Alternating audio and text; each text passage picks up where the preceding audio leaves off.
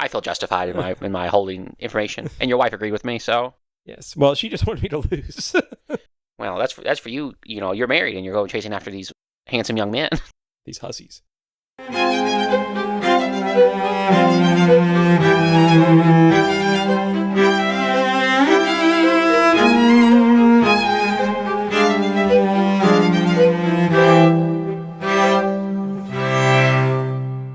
This week, we are discussing Marrying Mr. Darcy, a 2014 card game designed by Erika Svanoe with art by Erik Evensen, based on Jane Austen's novel Pride and Prejudice. I'm Cameron. And I'm Josh. And this is an odd one, I think. It's the first time we've done a board game, right? We've done the other way around when Clue became a movie. Yeah.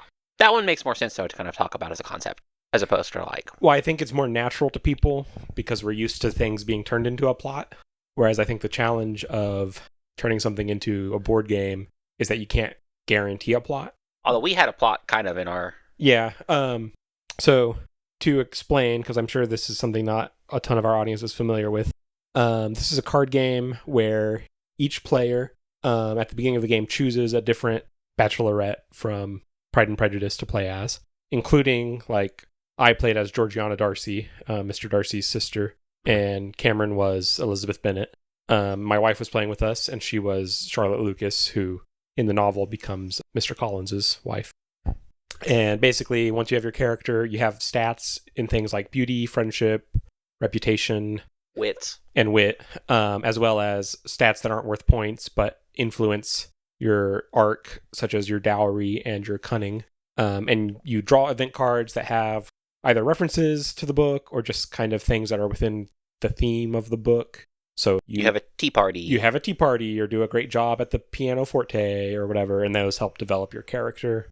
And at the end of the game, you line up all the men who are interested in your assortment of stats and see if they propose to you. And different characters want different proposals. Right. So like Mr. Wickham, the bottom of the barrel, wants you to have a 2 dowry or higher, but literally does not care about any of your personal characteristics. Whereas Mr. Darcy wants you to have a 5 wit or higher, but does not care about any other characteristics. So I wonder, I guess maybe the best way to crack into it to start is to just describe our play of it. Yes. So I was Elizabeth Bennet, so I was clearly aiming for Mr. Darcy. Yes. And Cameron's play was quickly destroyed. Faced trouble. Because in what is almost, it could have been part of the canonical work of I had to elope partially with Mr. Wickham. Yeah, he was forcibly eloped with Mr. Wickham, which is obviously pulling from when Lydia elopes with him in the novel. But at that point, all his reputation had to be discarded, but he did not have any because this was early on in the game. I think it was like my second card that I drew. But if he had any, he would have lost all of his earned reputation.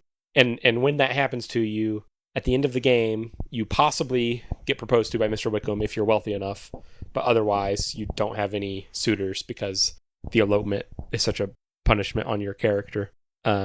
But Cameron managed to claw his way back late in the game with enough reputation cards to rid himself of... And I got him out of there, and I was like, no thanks. And I feel like the rest of your play was pretty uneventful. You gained enough wit to marry Mr. Darcy, and he did end up proposing to you. I think the only thing that was of suitable note beyond that was the fact that, was it I the one who drew the card that sent Mr. Bingley away, or is that your wife? No, that was the very last card we drew, drawn by my wife. Yeah. But, so at the end of the game, you line up all the suitors who are potentially interested in you, and basically you'll go down the row, starting with usually the least desirable ones, like Mr. Wickham goes first. You roll a die, and if you get a 4 or higher, they propose, and you have to decide whether to accept, because if you accept Mr. Wickham, you don't get a chance at Mr. Darcy, for example. But you can also push your luck and like increase your odds, but only get one roll with one suitor, which is what Cameron did with Mr. Darcy, and he succeeded. So he got the canonical ending for Elizabeth, which is worth the most points for her, and came second. Yeah. I was Mr. Georgiana. Darcy came first. What? I said Mr. Darcy came first. Yeah. I was Georgiana, who can't marry Mr. Darcy for obvious reasons. I had a lot of suitors at the top of my score that were reasonably... Well, she's like, as a character, she doesn't really care. Yeah. I feel like any bachelor of reasonable standing in society, she was like, okay. So I just tried to get a wide variety of stats, which the game kind of handed to me. So yeah, you did manage to get like all the good cards. Yeah, I got a lot of cards that let me like re-roll my proposals and retry my proposals, which I didn't even have to do. My number 1 points scorer I rolled successfully on in the first time. So I feel like my play was pretty, like, even though I was doing really well by luck, it was pretty boring. Yeah. Because and then Rachel, kind of the opposite of me. She was just kind of getting average to middling cards, obviously trying to marry Mr. Collins. She had 3 chances at being proposed to, I believe, or maybe 2. And she failed all of them. Failed all of them and became an old maid who was taken in by her uncle, and her cousins cheered her up. So, and she ended with 3rd place. Yeah. So that's what happened when we played most recently. I hadn't played in a few years, but I have played this several times because my wife likes it, since she's such a fan of the movie. That's mainly the reason I own it. What did you think of it? This is the second time I played it, because we played it in college once. Yeah. And it's very different now, because back then I did not know any Pride and Prejudice characters. Like, I knew the vague general thing of like Mr. Darcy's like the good one. I do think it's sometimes, because I also played this with my high school friends once, because I think sometimes it's just funny to like not know anything about it, but play a game about being a like Victorian era woman trying to marry a man. Yeah, I mean, there's kind of a context of, you can be like, what is happening in this story that like this is possibly a card that like exists. Right, and the cards are meant to be funny, because there'll be things like scandal, you exposed your breast too much of your breasts or whatever, and you lose some of your reputation, or like you go to the dance and it's like, dancing showed off your figure, like gain a card or whatever. So they're not all about your figure, but those were just those things that stood out to you, Josh. Yeah, those were the ones really on my mind. I was staring at that line art on the cards. Well, I mean, your wife did show you the breast card. Yeah, I think it's obviously not a game with tons and tons of player agency, but I mean, that's also just true for the story too. Like, right, that is true. Like, and I'm not going to say that they were, how can we design a game to mimic the social situation of like women? But it worked out that way. I think, but I don't think it has to have a ton of player agency, because that's just not. It's meant to be kind of a party game for people who are familiar with the book. I think is a fair thing to say. And you make enough choices where, I mean, it's not like it's Candyland where literally nothing matters. True. Yeah, and I think one thing I think didn't work for the game. You have a 60 card deck of events, and you use half of it for 3 players. I think you should use slightly more of it, because I think that would give the game more time to develop an arc, even with 3 players, than it has currently. Yeah, the problem with 3 players and having more cards is that you possibly get too many stats, and you can get too marry everybody, possibly. Yeah, that's true. I mean, yeah, but I just feel like for example, like cunning cards, where you can like remove someone's card. Those like I had like 4 of them, yeah, and I just never used them. I feel like they would come up if you were late in the game and you could tell that someone could marry their most favored bachelor, but you could get rid of one of their cards and make them ineligible. Mm-hmm. Like, but that doesn't really have the chance to happen because you don't spend enough time in that phase of the game. Yeah. I mean, I'm kind of the opinion that, and I understand why it's this way, but I feel like the cunning and the dowry, they kind of decide the order of when you get into the proposal stage. They're a little pointless.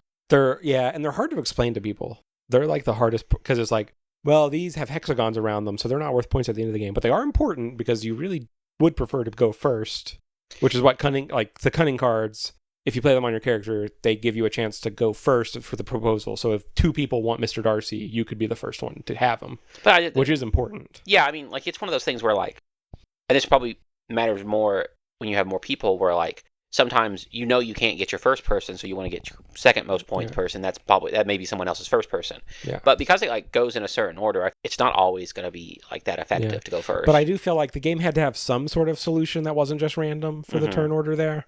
And I almost feel like the cunning probably came second after they realized that. They were like, oh, wait, we need a turn order system here. So they added the cunning, and maybe as a bit of a band-aid. Well, it could have just been like, okay, count up your current total player points or whatever, and that person goes first. Yeah, but then it's like a runaway leader thing, you know? Like, I already have the most points and I get first pick. Whereas if you dedicated a lot to cunning, those aren't points. So I do think it's thought out in that aspect. It's balanced. I think the cards are a lot of fun, most of them, because they're just close enough to like exactly what happens in the book without being specific to any one character. Yeah, because it's like the whole like elopement with Mr. Wickham is like clearly based on a plot event, but like when it's happening to Elizabeth Bennet, you're like, Elizabeth, why? Yeah, and you have like there'll be cards that are like, read a book and draw one card, play one. But if you're Kitty, draw two, play two, because she's bookish. You got a card that was, you read a personal letter and get revelations. Yeah, it was, you realize you do not know yourself. And it's like, read a letter that reveals your prejudices, can discard. You had to like discard all your characteristics, but gain four more. I didn't have very many characteristics at the time, so that was a big advantage. And that was obviously based on when Elizabeth reads Mr. Darcy's letter in the very middle of the novel, which is like the big turning point. I guess I wonder, the one thing I think is a little odd as an adaptation of the book is they don't dwell that much on dowries in the book. I mean, they kind of do, because that's like the mom's whole point, is that they don't have a dowry. Yeah. And they're going to be poor, and they need someone to like support them. Yeah. And dowry is probably the wrong word for it in some sense, but like that's the word that most people are going to be familiar with. Well, yeah, I mean, it is a dowry. Yeah, I guess it's just, it gets mentioned at the beginning of the novel, and then not really, it informs what happens the rest of the novel, but it isn't explicitly brought up. Yeah. Whereas it's a lot more front and center in this game, because it's one of your statistics. And it's something a few of the suitors pay attention to. I just feel like, and this is also those cards with like that can give you cunning, I feel like there's not enough interaction happening between the players at any given time, really. Yeah, there's the cunning cards that can remove cards from other players. There is cards where you go to T and you're allowed to trade during those. In theory, those are interactive, but we just didn't have any cards we wanted to trade to each other at the time. Yeah, I almost feel like I wish there was, and this gets further from, although I guess to some degree it works that way, there was more things you could do to like sabotage other people. Right. I have the Emma expansion. Oh. And that is kind of its theme, is it's cattier because it's a book about gossip, Mm-hmm. So what you do with that is basically it swaps out everything except the character deck. So you still have the same stats, but you have new characters, suitors, and event cards to change the theme. And it just has more mean events and things in it. So we'll have to go read Emma and then play that game. Yes. But I mean, like, if I had reputation cards, which you wanted, I probably would have tried to trade them with you, but I just, again, happen to not have them at the moment. So we should have been a full role-playing server where you could role-play as your character. It does say in the rulebook that it's a role-playing game, even though it's really a card game, because nothing about it requires you to inhabit a character and, like, make decisions in that way, the way you would have to in, like, D&D. Well, other than the concept of, like, there are certain characters that you want to get, like, paired off with. And those are, like, your canonical pairings. But I think a group would have the most fun playing it if they're the type of group that would put on character voices and pretend. Which, I mean, that's true for pretty much any kind of vaguely role-playing game. I mean, that's true for role-playing games. And even then, in role-playing games, some role-playing games are more game decision focused than others, where you don't have to do voices and whatever. But in card games and board games, there's a lot of games that would not necessarily benefit from play acting. But marrying Mr. Darcy probably would. Any other thoughts? Any other thoughts? I like the card art. Yes, I believe it's a married couple, although they don't have the same last name. That's fine, Josh. It's 2025. Well, I know. It's 2026, actually. I'm saying I don't have proof that it's a married couple because I didn't double check. But I just believe that it is. I think the husband did the art. It is good. It's like black and white line art. Or it's like a line art that's white on the inside. And it has, the characters look the way they're described in the book, but aren't obviously based on any given like movie version. Which is nice. Which is good. We established that we did not like the film version. Well, okay. I said the film version is fine. Okay. I established I did not like the film version. I guess, do you think that this game has any meaningful commentary or like themes? The whole like random element of like events and whatnot does kind of make it seem like there's less agency involved in some of the decisions that these characters make, where it's like, and you kind of get to see the context of you only have so many ways to respond to certain things, or you have to act a certain way. So I guess there's some aspect of there where it's like reinforcing kind of like the social rules and environment that they have to like navigate through. Yeah. I did. For me, maybe this is asking too much and being too complicated as a card game, but because so many of these characters wouldn't act a certain way or would at certain times, like, I wish there was more specific things for certain characters, like when they draw a certain card, rather than just being like, draw 2 cards or draw 1 card. Yeah, I think what you run into is, I think it's nice when it's an occasional small bonus every now and then for drawing a thematic card, But if all of them were too specific, then it would not happen frequently enough that character did draw that card. And it would get annoying that you're like not seeing half the content of the game. Or what if you had your own OC character and you were competing against the actual women? That could be interesting, actually. Like where you are like now inserting yourself into the story. Yeah. And I think one thing I think is odd is that the women in Pride and Prejudice, I don't feel like they change a lot in the course of the book. Correct. Whereas that's like all you do in this game is like, in theory, develop your stats and reputation, and which in one respect is like, well, you have to do something during the game. Yeah. So, but on the other, I mean, there are other ways to design the game. There's actually a few games based on Pride and Prejudice, not that we have to cover them anytime soon. But there's one that recently was released called Persuasion, which is more of a like negotiation game with the idea of it's more about the economic transaction of marriage. Like you're going to have to give something up and try to like persuade someone to be your partner only for your gain. So it's much more like pessimistic. And then there's one called Obsession, which is pretty popular, but it's more of just a like point scoring economic game where you each are an estate and you're adding like workers and rooms to your estate, trying to host the like most popular parties. There should have been like halfway through the game. There should have been a break to play the actual card game they play in the book. Yeah, they play several card games in the book. I was thinking Lottery. Oh yeah, which is the worst one they play. You get a card and you draw until you draw the same card. Some of the cards have you roll a die to see kind of the results. Mm-hmm. I feel like they were all very boring. Too many of the results are that nothing happens. Yes. I think. But the results that were there were fine. Are there any like exchanged your hand cards at all? Yes, we just didn't draw them. There was the wagering. Yeah, which I guess was the most exciting thing. Yeah. And you were mad that I wouldn't tell you what you had to roll. Yes, because it was public knowledge. I don't think that's true. I think when I draw the event card, only I get to see the event card. Cameron drew a card where you could wager at cards, and you had to choose character cards from your hand, and you could like double your bet by rolling a die. And I believe it was 0 to 2, you lost your card. 3 to 4, you stayed even. And 5 to 6, you doubled your card. But he wouldn't tell me that, so I didn't know what odds I was wagering against. I just feel like I would know the rules of the card game I was playing if I was Georgiana Darcy. That's not true. And if I went to the casino, they have a pay table right there on the felt. I feel justified in my holding information, and your wife agreed with me, so yes. Well, she just wanted me to lose. Well, that's for you. You know, you're married and you're going chasing after these handsome young men. These hussies. Yeah. As an adaptation of the book. As an adaptation of the book. Or is it more of an adaptation of the movie? I think it's an adaptation of the book. It's hard to say because obviously I think board games, and for the listeners who don't know, I am the board game fan of the two of us. That's true. We're looking at my collection of games right now, actually. And I will say that it is possible for board games to have themes and meaning. I'm looking over here trying to think of one.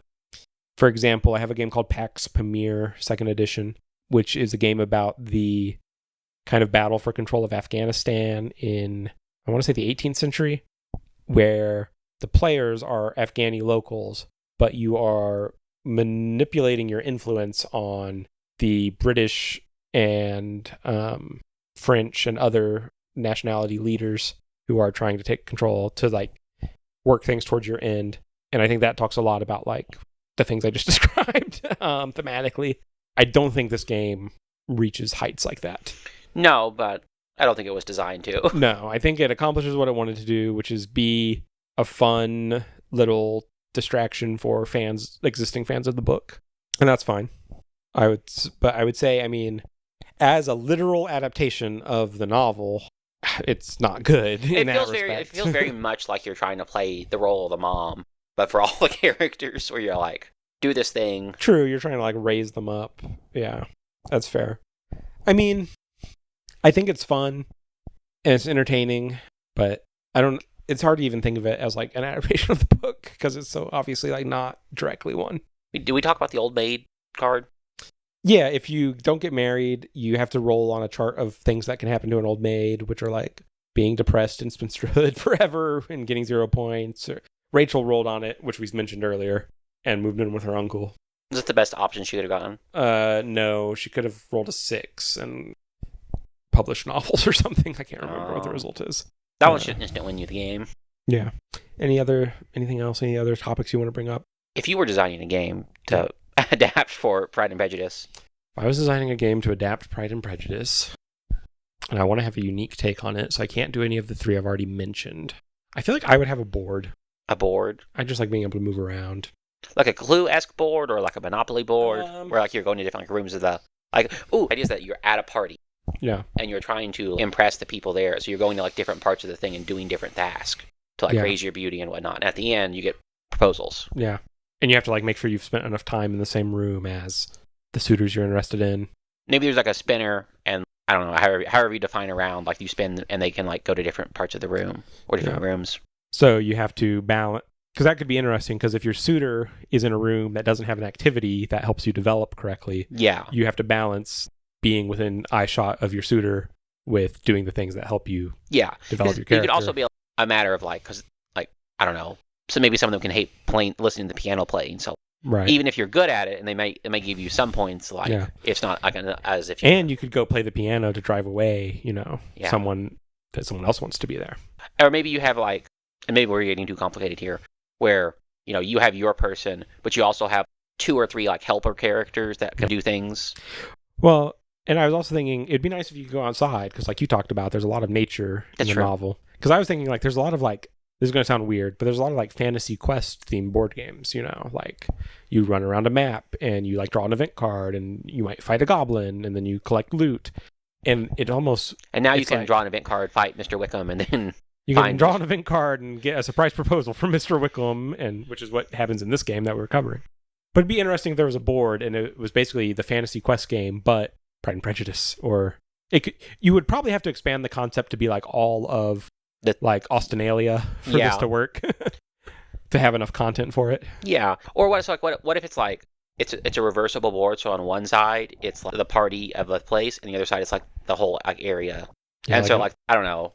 A heavy 4 to 6 hour solo game. Well, no, I'm like, it's got 6 rounds, and like 2 of them are party rounds, and 4 of them are society rounds. Yeah.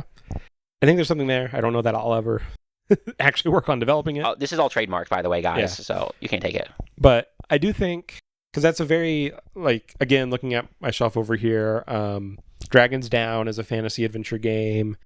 A Touch of Evil is a gothic sort of themed adventure game like that, where you're fighting different evil monsters. Forgotten Waters is a pirate adventure game. Mansions of Madness is Cthulhu. So it's time for themes with nothing supernatural. Sure. For the real heads out here. Yeah. All are your Kingdom Come Crusader 2 fans. Yeah. Because there's no goblins in that game. Yeah. Well, I think we've cracked it. Marrying Mr. Darcy is good, but the fantasy adventure Austen game that exists in our head is better. Yeah. Oh, and I want to live in the world of Pride and Prejudice. I don't want to just play pretend. Yeah. And you'd have a good chance to... I think you could make very good historic-looking graphic design for it. Mm-hmm. Lots of charts to roll on. It's like, I want this to be, and I'm playing the gender stereotype, the female version of Risk. No, the female version of Twilight Imperium 4, which is like an 8-hour-long like sci-fi battle game. Mine was a better joke because people understand Risk. But Risk isn't complicated. Yeah, but people complain that Risk takes forever. Okay, well, yeah, I do want it to take forever, but I also want it to be complicated. Okay. Charge. All right, well, you can exit us. Thanks for listening. Thanks for everyone who made this podcast possible. Thanks for the creators of Married Mr. Darcy and the soon-to-be creators of whatever we're going to call our game. Also, if you have listened this far, rate, comment, subscribe on whatever platform you're using. Our email is adaptiveDifficultyPod@gmail.com. We've been calling these episodes NewPodPlus because they are like a new game plus for going back and doing something different with something we've covered before.